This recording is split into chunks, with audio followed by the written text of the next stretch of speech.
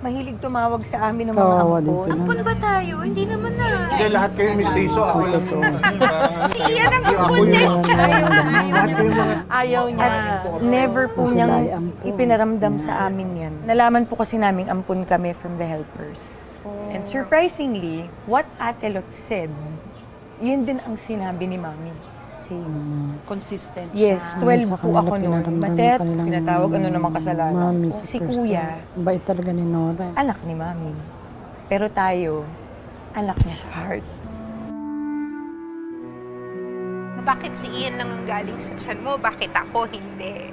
Gusto ko ako din. Ikaw galing ka sa Panginoon, bigay ka sa akin. Si Ian, siya lang yung pinagbuntis ko. But Mommy kasi never treated us any differently from Ian. Ako naman nasaktan kasi bakit hindi tayo pare-pareho? Oo. Kasi love na love ko ate ko eh. Talagang siya yung laging kadikit ko. So kinimkim ko yun. Pero there was this parang lingering feeling na I'm very thankful.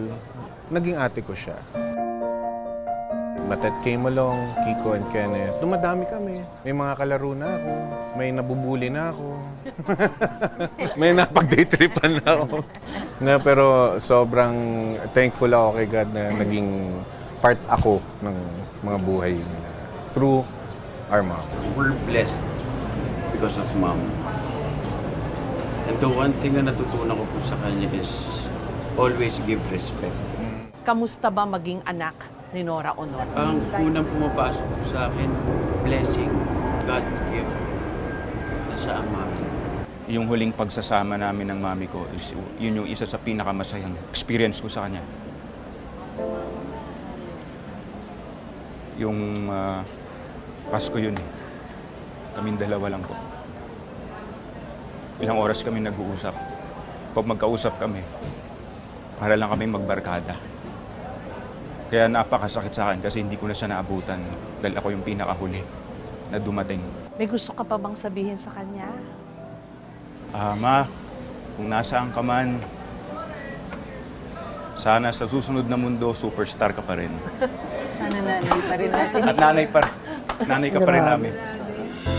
Grabe kawawa mo, nagbila ng superstar. Pasalamat din ako kay Mami kasi Mga kundi ho sa kanya, superstar na sila din. kapatid. So, She brought you together. yes.